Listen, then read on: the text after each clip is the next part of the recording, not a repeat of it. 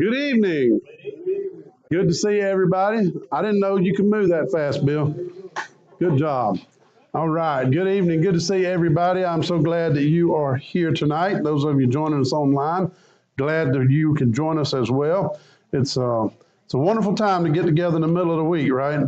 We can get together in the middle of the week and kind of lift each other up again for the rest of the week. We got a lot going on, and we'll talk about our first family there in Genesis. We're going to be continuing to talk about Jacob and Joseph and all of them tonight, and we'll be um, finishing up this chapter, and we'll see how far we get. But chapter 48 is where we'll be beginning. And if you were with us last week, you know that we're going to be beginning in verse 8 of chapter 48, verse 8, chapter 48. That's where we will be beginning tonight. And so, again, so glad to see everybody. And sure is beautiful out there today, huh? Sure has been a beautiful day. It's very humid, but it sure is pretty. Very pretty. All right, well, let's go ahead and go to the Lord in prayer, and then we'll dig on in here.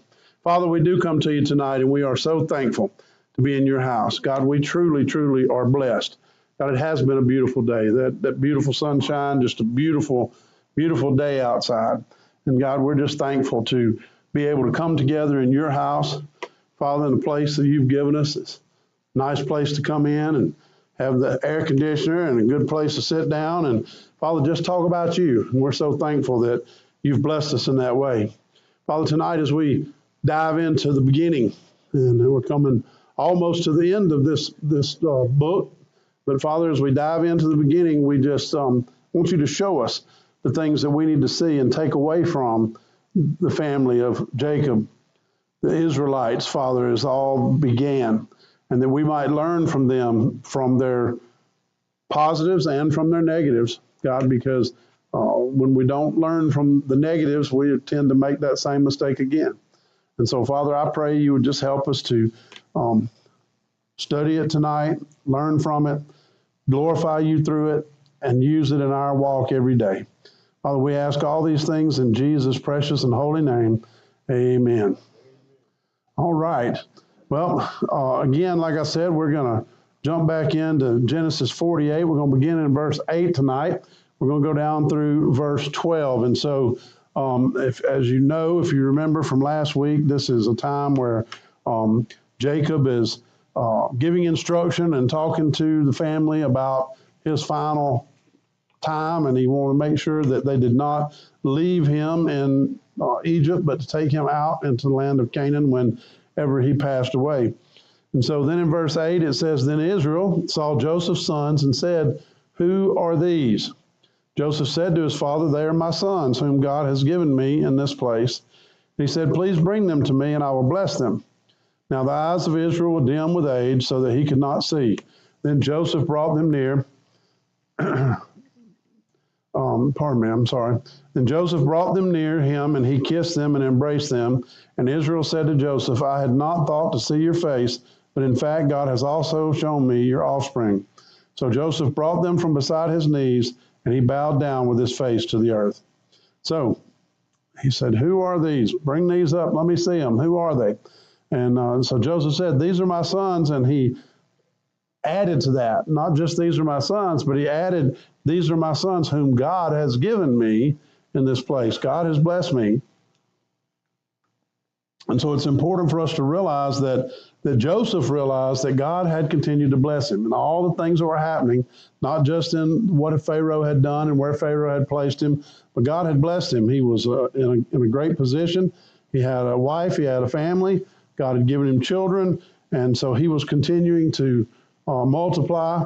And although he may not realize it at the time, he was also going to be part of that covenant, right? And so all that was going on, everything that was happening, it was an amazing thing. And he made sure to tell his father that God gave me these children. It wasn't anything that I did, but God gave them.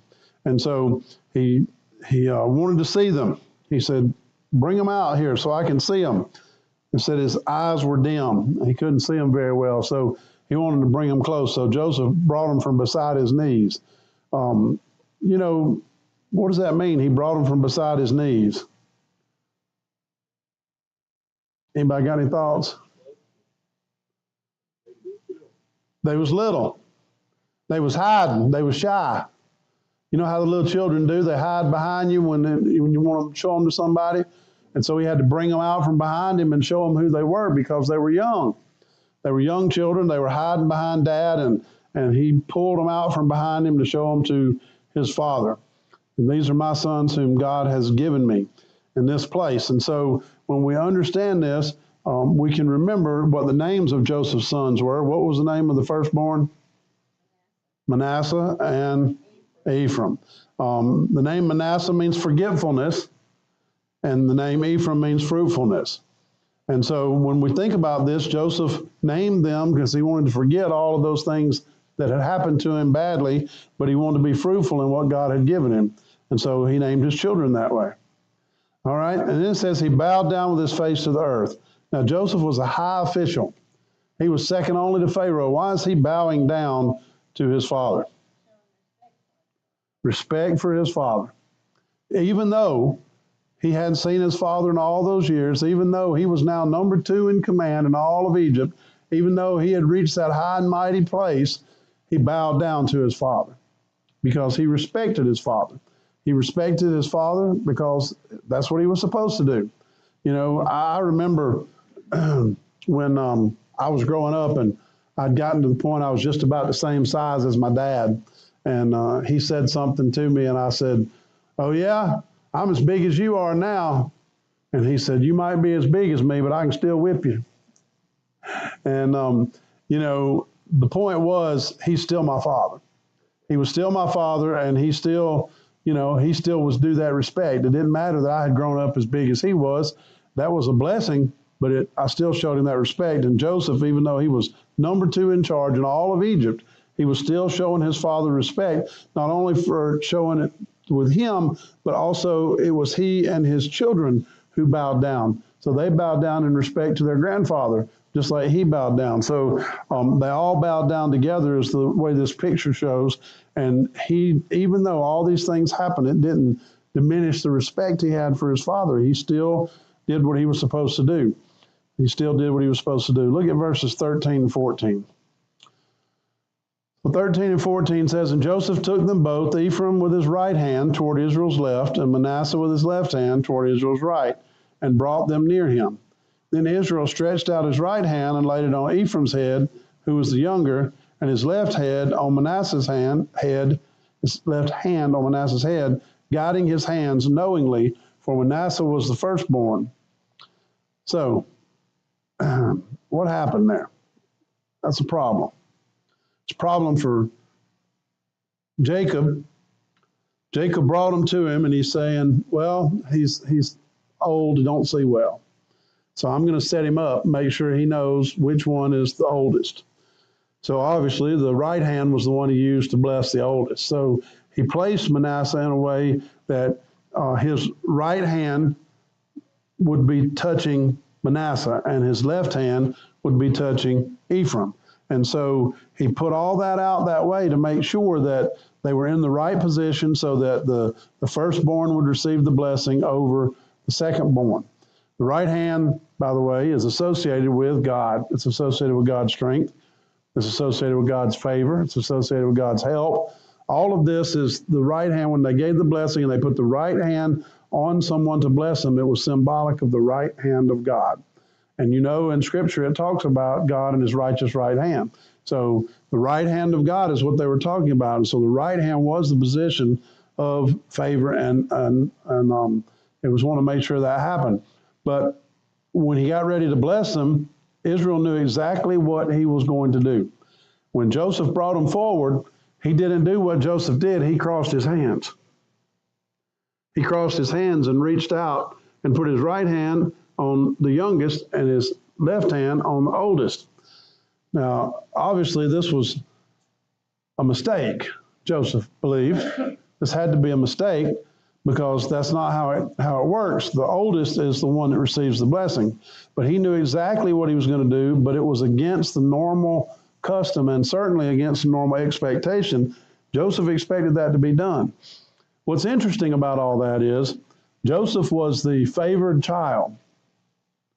And he didn't have a problem with that. He was certainly not the oldest.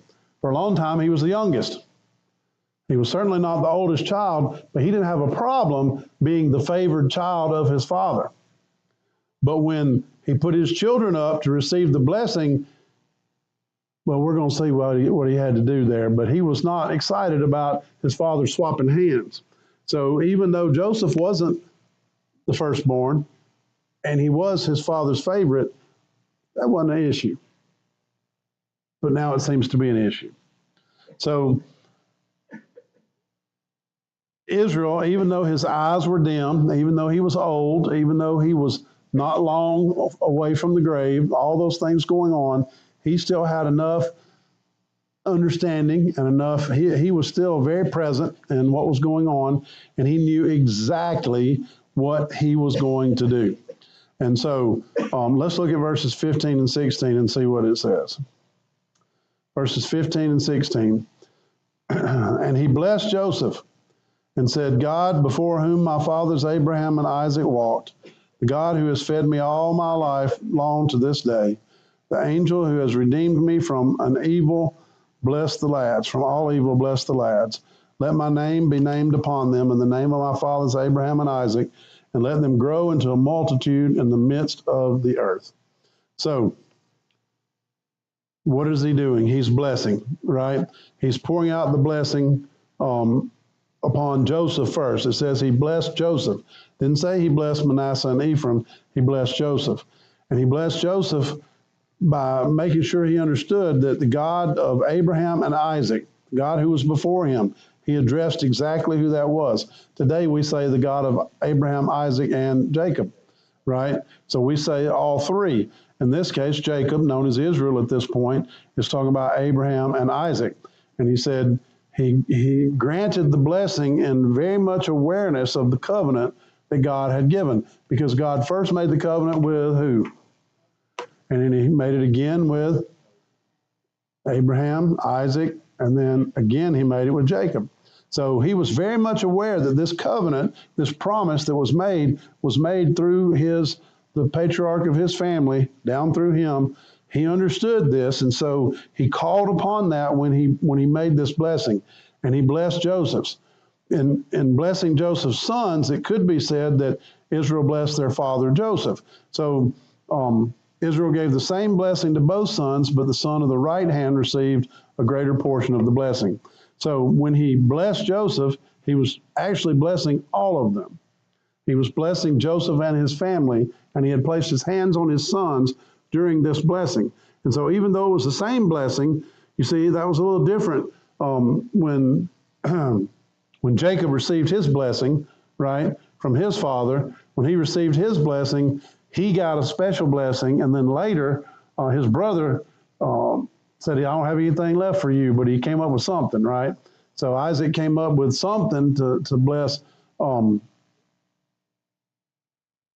Thank you. It just went away. Esau, to bless Esau, even though Jacob was the one that received the special blessing and he was the youngest. But in this case, both of them got the same blessing, but the prominent hand was on the hand of the youngest. It was not on the hand of the oldest. And so he blessed Joseph and his sons in this time, and he taught about all of this. And so in blessing his sons, it could be said that he blessed all of them.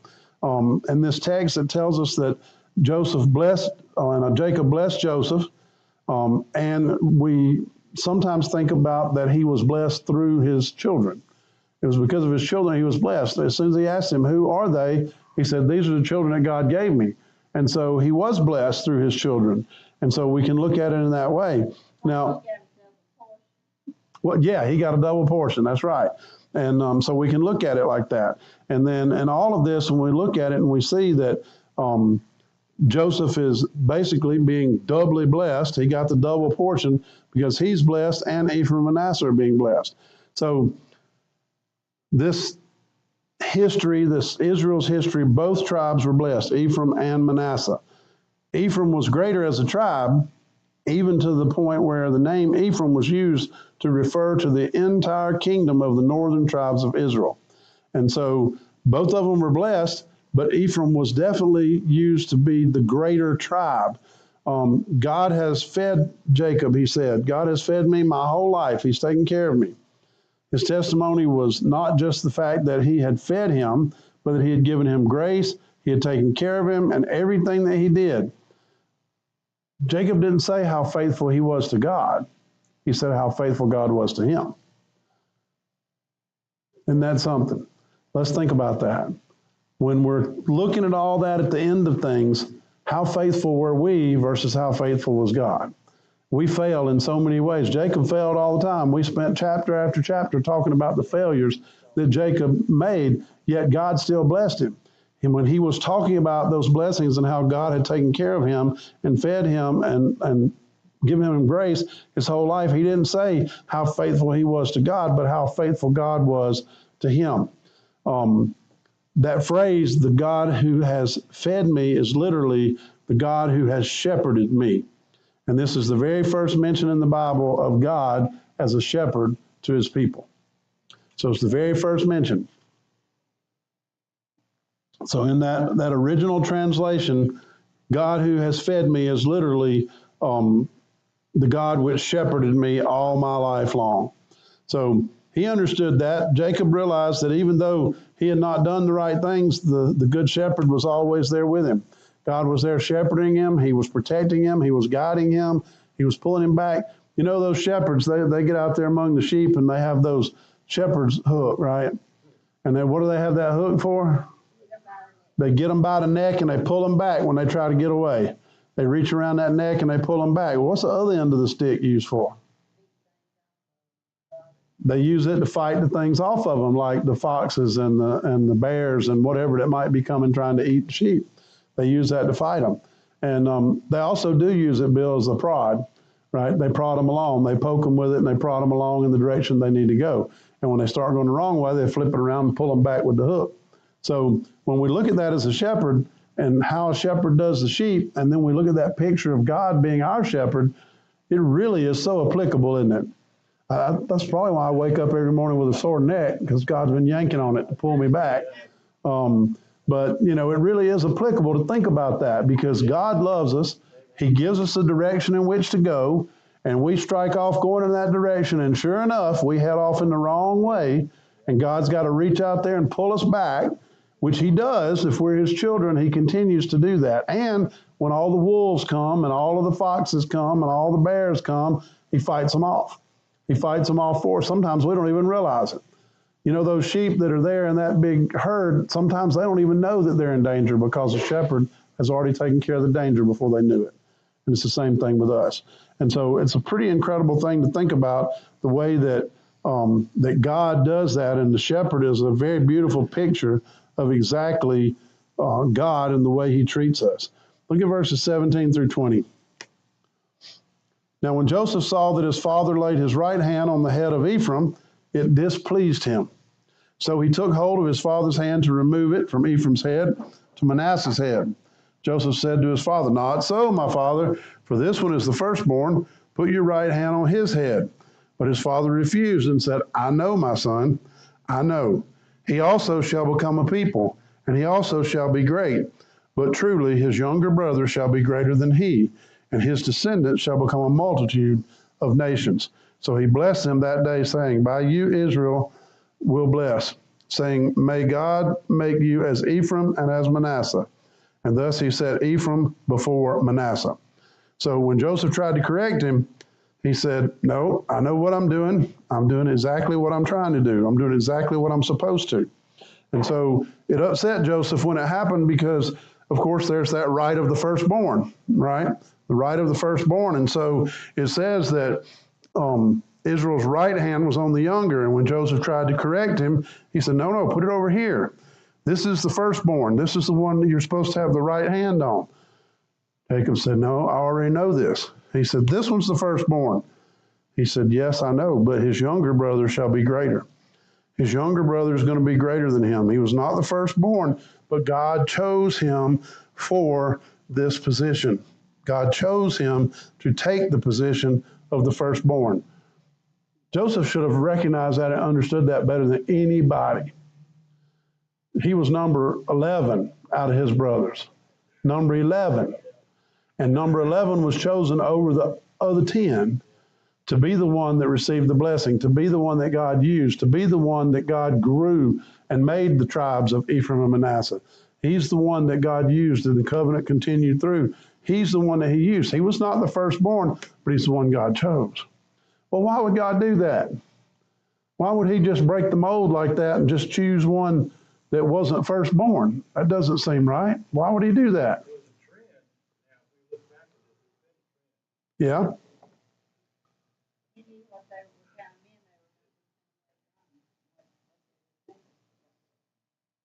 So God knew which one was going to be the greater. God already knew that. Some would argue, well, if God knew which one was going to be the greater, why didn't he make him the firstborn? Right? Right. Why would God choose? Why would God choose? But Joseph wasn't the last. But why would God choose to do that? Nobody has that answer because he's God. He chose because he's God. He made that because he's God. Perhaps he used that as a statement to the rest of the world that he uses whomever he chooses to make what he needs done. That he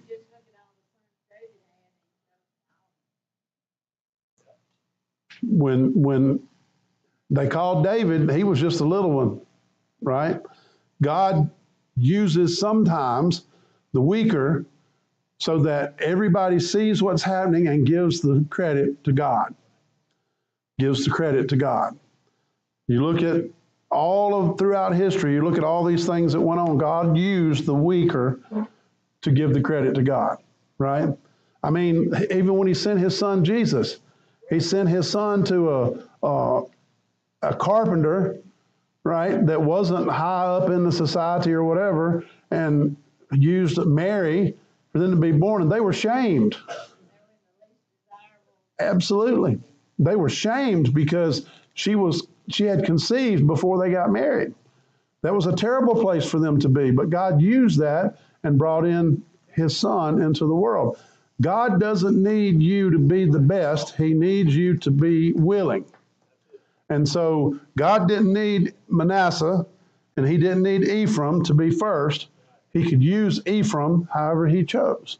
And so he did that. Oftentimes, as he did that, he did it to bring the glory to him instead of to the one that was in the position.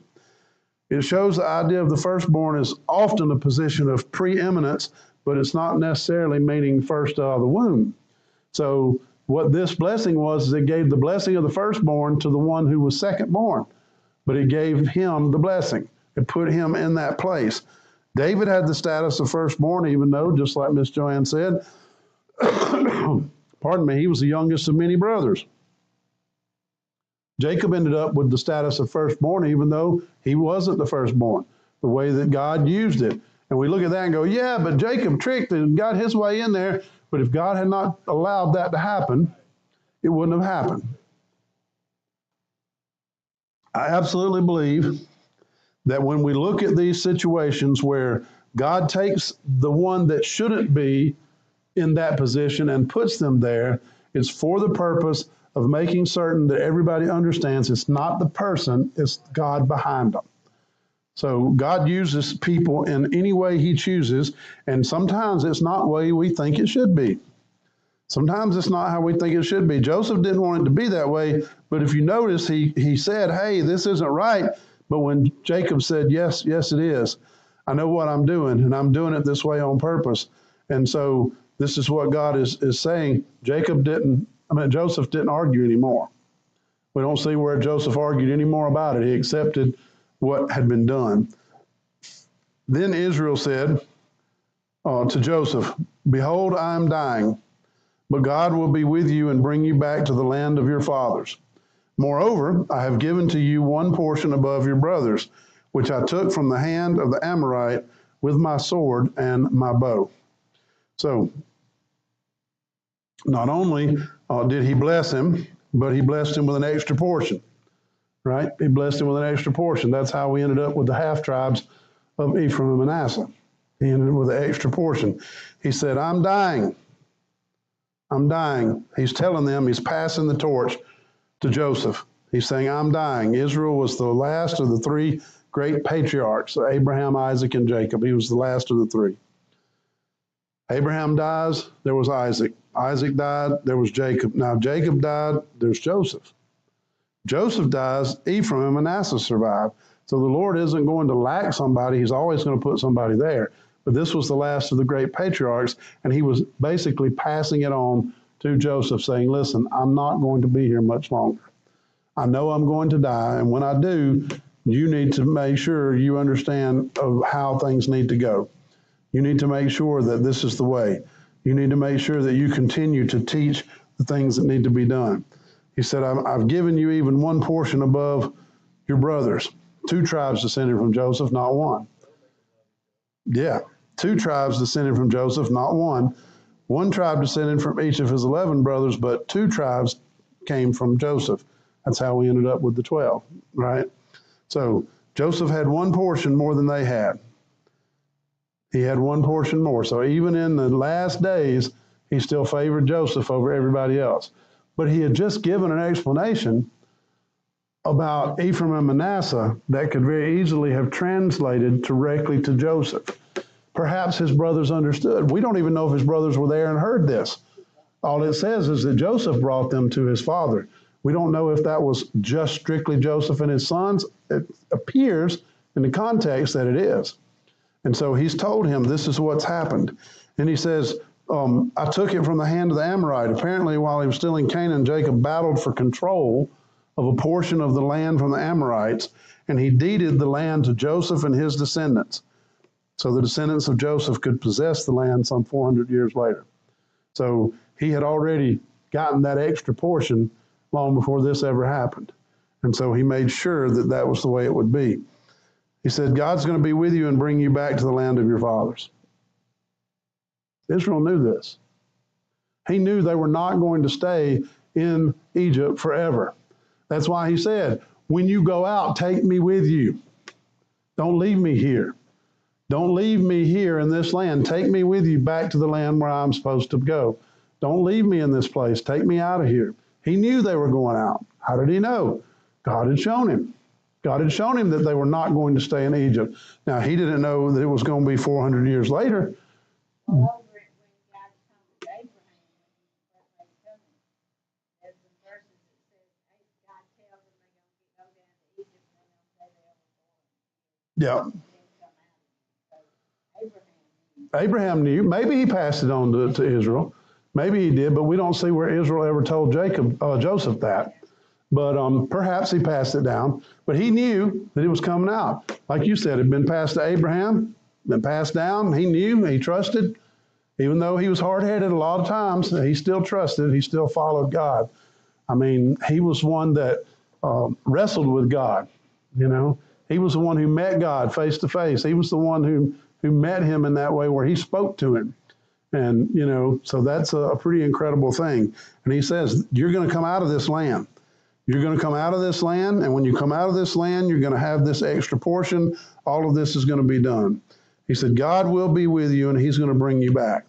He's going to bring you back out of this land. It's basically finally a completed work of Jacob's recognition of what God had done in his life. Finally, he's saying, God has fed me all my life. He's shepherded me all my life. He's taken care of me all my life. Now he's blessing you, and you're going to continue this. It's going to go through you. God's going to bring you out of this land. He's going to continue to do that, and he's finally given all that glory to God and doing the things that he should have done a long time ago, right? But he's finally doing all of that. So that phrase that I am with you, that's from Genesis 28:15. Genesis 28:15, and it shows that God gives the young believer every possible assurance of his presence and grace. The phrase, I will be with you, I am with you, I will be with you, is from Genesis 31:3. And it shows that God expects the growing believer to trust he will be with him, even when he only has the promise. And then the phrase, God has been with me, from Genesis 31:5 shows that God gives us a glorious testimony to the mature believer, able to say how God has been with me even when he hasn't felt his presence in the way that perhaps he had wished. And then lastly, the phrase, God will be with you, in Genesis 48:21 shows that God gives the mature believer the opportunity to encourage others with the promise of God's presence. So all throughout Genesis, he says, I am with you, I will be with you, God has been with me, and God will be with you. And so this passes it all on, it comes all the way through. And so when we see all of this, we recognize how God is going to use Joseph, how he's going to use him in all these things. There are many that say Joseph was actually a very much a portrait of Jesus. That Joseph was a portrait of Jesus. Well, how do we figure that? Well, let's see. Joseph was a shepherd, right? Joseph was loved by his father. Joseph was sent to his brethren. Joseph was hated by his brothers, all lining up like Jesus, right? Joseph prophesied his own coming glory, right? He told them they're going to bow down to me. So he did that. Joseph was rejected by his brothers. They didn't like that. Joseph endured unjust punishment from his brothers, just like Jesus. Joseph was sentenced to the pit. Where was Jesus sentenced? He went down to the pit, right? Before he raised up. Joseph was condemned to the pit, though a leader knew he should go free. Joseph was sold for pieces of silver. Joseph was handed over to the Gentiles. Joseph was regarded as dead, but raised out of the pit. Joseph went to Egypt. Joseph was made a servant. He was tempted severely, but did not sin. He was falsely accused. He was made no defense in the face of false accusations. He endured unjust punishment from the Gentiles. He was associated with two other criminals. One criminal was pardoned and the other was not. Sound familiar? He showed compassion. He brought a message of deliverance in prison. He was shown to have divine wisdom. He was recognized as having the Spirit of God. He was 30 years old when he began his great life's work. He was blessed with the world. He blessed the world with bread. He became the only source of bread for the world. In his second appearing, Joseph did not first go to his brothers, they came to him. Joseph blessed his brethren without their knowledge. He wanted all his brethren to come to him. Joseph was revealed as a man of compassion. Joseph was made provision for his brothers. Joseph prepared a place for his brothers and received them there. And then Joseph brought Jew and Gentile together in the land. So all of those things, when we look at all those things that we see about Joseph, no wonder people say that he was a picture, a portrait of Jesus. There are so many things that were very similar in what happened with Joseph that also can be said about Jesus. And so when we look at all of that, it's very incredible to think about that. So we'll roll on over into Genesis chapter 49. We'll get started there, and we'll see how far we make it. Verses 1 and 2.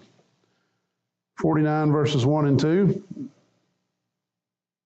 If I can get over there. There we go. And Jacob called his sons and said, Gather together that I may tell you what shall befall you in the last days. Gather together and hear, you sons of Jacob, and listen to Israel, your father. So he wants them all gathered together. He says, hey, get everybody together. I'm going to tell you everything that's going to happen to you. I'm going to tell you all about what's coming. So this was his last act as a patriarch. They were the heir to Abraham and Isaac and Jacob. And here he's prophesying blessings upon each son one by one. He's telling them everything that they need to know. He's going to tell them what's going to happen. He said, I'm going to tell you what shall befall you in the last days. Some of what we're about to read, though, is not so much blessings as prophecy. And it's telling us what God's going to do with these tribes. Some of this I probably wouldn't have wanted to know if I was them. I probably wouldn't. Yeah, I wouldn't have wanted to know too much about it, but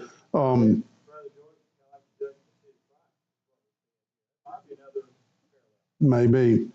So all of this, he's getting ready to tell them, you sons of Jacob, listen to your father.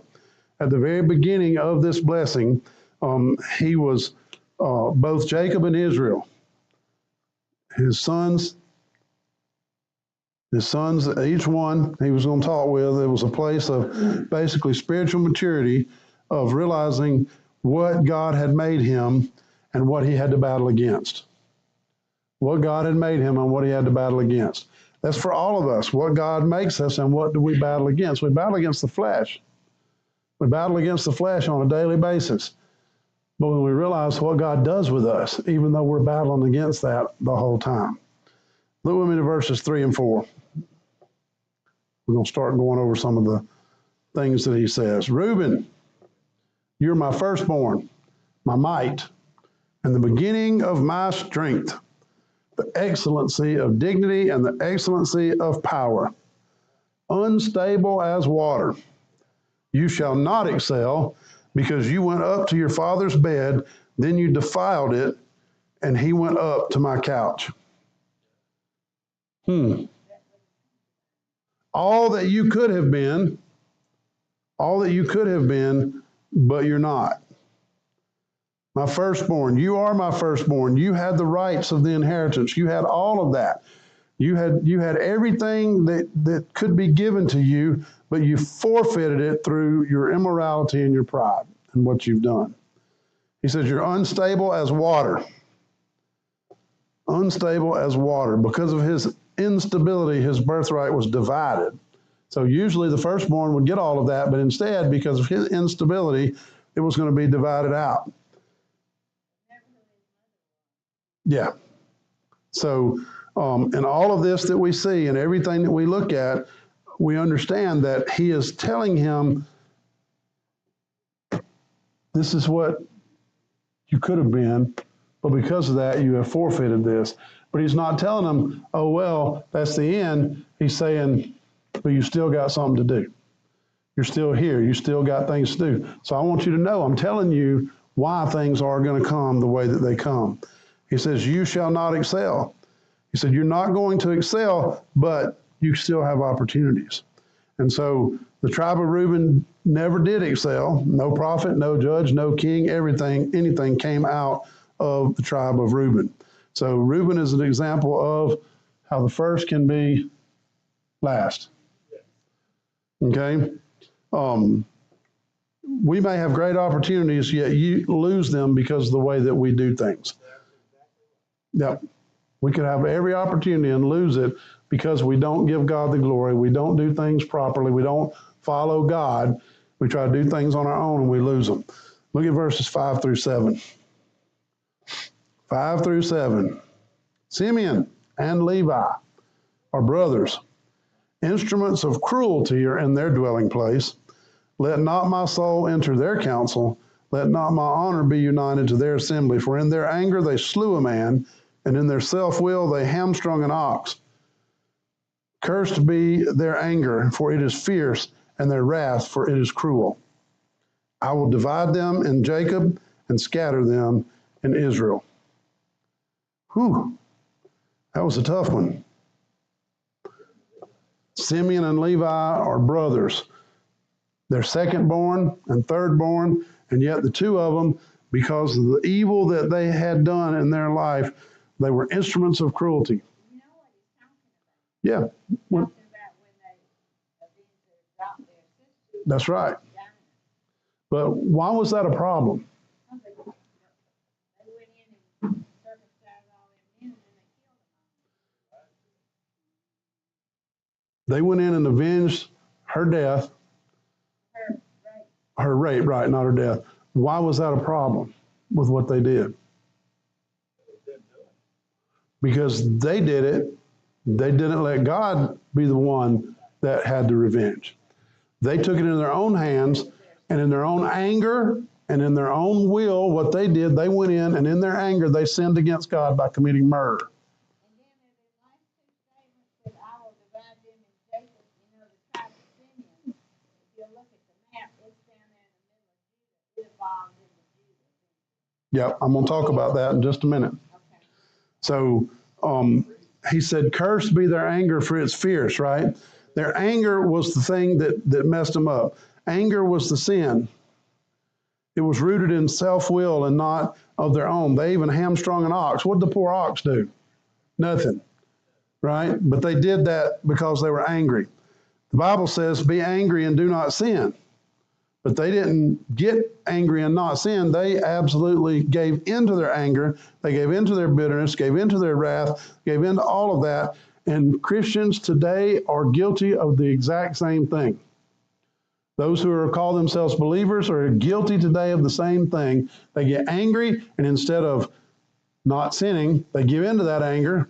They go around, they start telling rumors about people. They get mad with somebody, they leave the church. Sometimes they get so angry they maybe even get physical about some things. But even believers today allow their anger to overcome them, And so when that happens, it's absolutely against what God is trying to show us. Be angry. Yes, you're going to be angry. Why? You're a human being. It's going to happen. But don't sin. Don't give in to the anger. Don't let that drive you into something else. It goes all the way back to the first two sons of Adam and Eve. It goes all the way back to the first two. When Cain slew Abel, why did he do it? He got angry and he gave into it. And God even warned him and said, sin is crouching at your door. Don't give in. But he gave in anyway. And it's still a struggle for us today. He says, I'm going to divide them in Jacob and scatter them in Israel. It was a curse. It was a curse for Simeon. The tribe of Simeon was the weakest numerically of the 12 and was absorbed into the land allotment given to the tribe of Judah. It was the weakest of all of them. They couldn't survive. God scattered them and made them so weak that they couldn't survive, and they ended up becoming absorbed.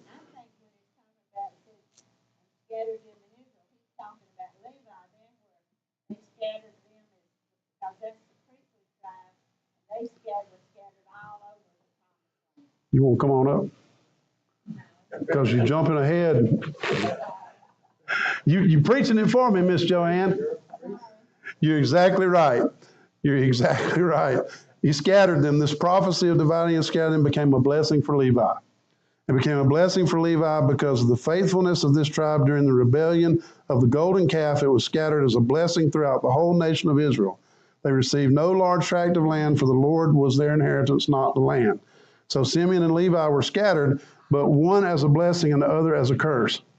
So when we see that, it's just like you said, it became a positive for Levi, even though it was something that happened with Simeon. And so all of that, the way God scattered them, is definitely, it played out. Both of them were scattered. One was a blessing, one was a curse. Levi gained a blessing at the hands of Moses, one of the richest blessings of any of the tribes. And so there was an American author named Washington Irving, and he said this: it lightens the stroke to draw near to him who handles the rod. When the believer suffers from their sin, they should draw near to God and anticipate that in mercy, he will turn suffering into blessing. Today's young people would not understand what that means when it says it lightens the stroke to draw near to him who handles the rod. We know what that means. The closer you get, the less they can come back. And so they don't get that full swing when you back into it, right? And so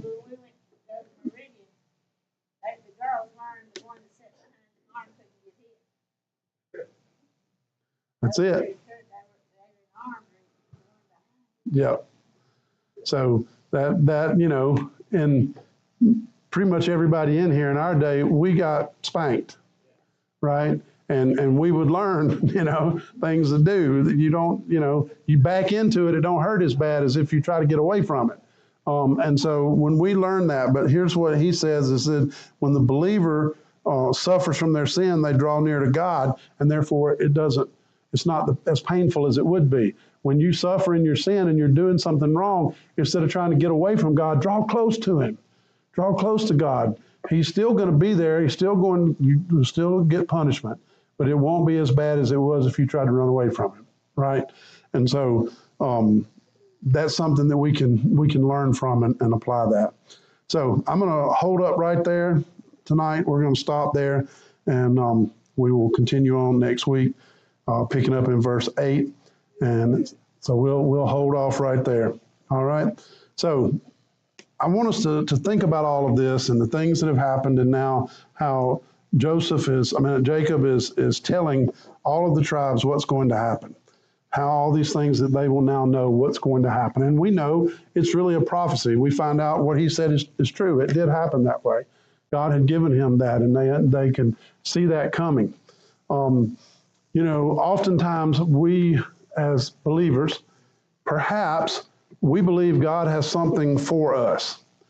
But instead of trying to draw near to him and follow what he's got and let him give us, we decide we're going to strike out on our own. We know where he's going, what he's going to do, and we're going to get ahead of it. We're going to go ahead and jump out there and get on it on our own.